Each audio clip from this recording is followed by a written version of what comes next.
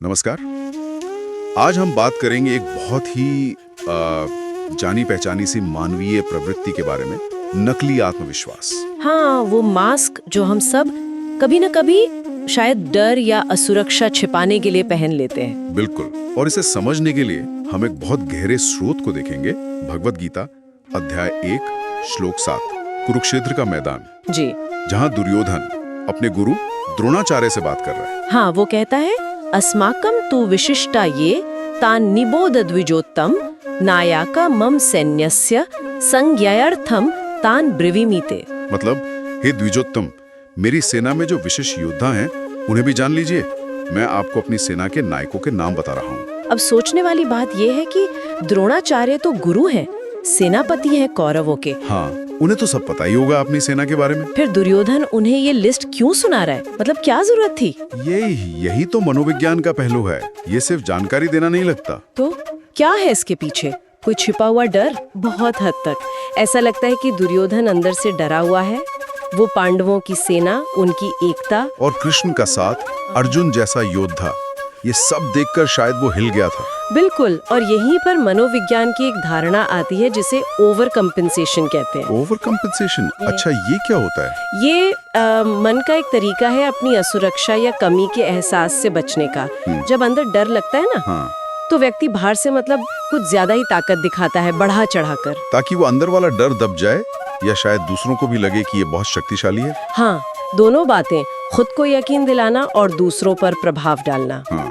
दुर्योधन का ये योद्धाओं के नाम गिनाना, वो इसी ओवर कंपेंसेशन का उदाहरण है। जैसे वो कह रहा हो, देखो मेरे पास भी कम ताकत नहीं है। बिल्कुल। वो जोर जोर से अपनी ताकत का ऐलान कर रहा है, शायद खुद को ही सुनाने के लिए। लेकिन ये सिर्फ डर था या इसमें थोड़ा अहंकार, अपनी सेना पर गर्व, वो भी शामिल था? देखिए, भावनाएं तो मिली जुली हो सकती हैं, गर्व तो रहा ही होगा, लेकिन इस व्यवहार का जो असर होता है ना, वो देखने वाला है। क्या मतलब? मतलब ये कि ये दिखावा, ये ओवर कॉम्पेंसेशन दुर्योधन को अपनी असली स्थिति समझने से रोक रहा था। अच्छा, मतलब अगर आप सिर्फ अपनी ताकतें ही गिनाते रहेंगे, कमजोरियों को देखेंगे ही नहीं, तो आप सही रणनीति कैसे बना पाएंगे?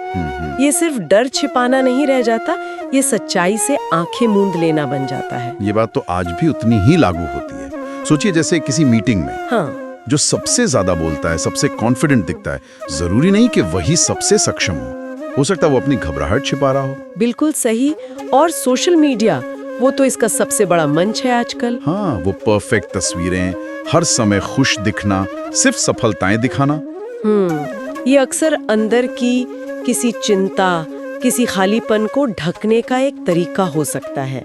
बहुत ज्यादा बोलना या फिर वो नेम ड्रॉपिंग, बड़े लोगों के नाम लेना। पढ़ा था कि लगभग 80% लोग जरूरी मौकों पर, जैसे इंटरव्यू या स्टेज पर, हाँ बिल्कुल, वो अपना डर छिपाने के लिए इसी नकली आत्मविश्वास का सहारा लेते हैं। दुर्योधन की लिस्ट की तरह ही है ये।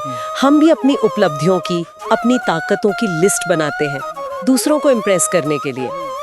लेकिन गीता का इशारा इससे बहुत गहरा है।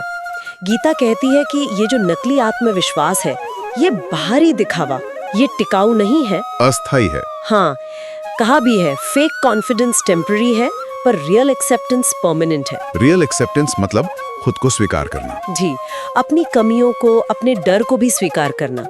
गीता कहती है कि दूसरों को प्रभावित करने की कोशिश में इंसान अक्सर खुद से ही दूर हो जाता है। तो पहले खुद से जुड़ना जरूरी है। बिल्कुल। पहले अपनी सच्चाई को पहचानो, उसे स्वीकार करो, डर को भी दूरी है। तो फर्क कैसे करें कि ये आत्मविश्वास अंदर की स्वीकृति से आ रहा है या सिर्फ डर को दबाने के लिए ओढ़ा गया है? कहाँ है वो बारीक लकीर? बहुत अच्छा सवाल है और गीता इसका जवाब देती है। असली ताकत लिस्ट बनाने में या जोर से बोलने में नहीं है। तो किसमें? असली ताकत है अपने डर को पहचानने में, उसे स्वीकार करने में। ये मानना कि हाँ, मुझे डर लग रहा है या मैं यहाँ कमजोर महसूस कर रही हूँ। इसे कमजोरी नहीं समझना चाहिए। नहीं, ये कमजोरी नहीं, ये आत्म जागरूकता है, सेल्फ अवेयरनेस। और इसी जागरूकता से सच्ची शक्ति आती है। दुर्योधन अपनी लिस्ट पर ही अटका रहा, अंदर क्या चल रहा था उसे देखा ही नहीं। तो अंत में हम सबके सोचने के लिए ये बात रह जाती है कि दिन भर में हम कितनी बार जाने अनजाने में किसी स्थिति का सामना करने के लिए ये नकली आत्मविश्वास वाला मुखौटा पहन लेते हैं। और जब हम ऐसा करते हैं तो हम असल में खुद से क्या छिपा रहे होते हैं? बिल्कुल, यही चिंतन का बिंदु है। जय श्री कृष्ण। जय श्री कृष्ण।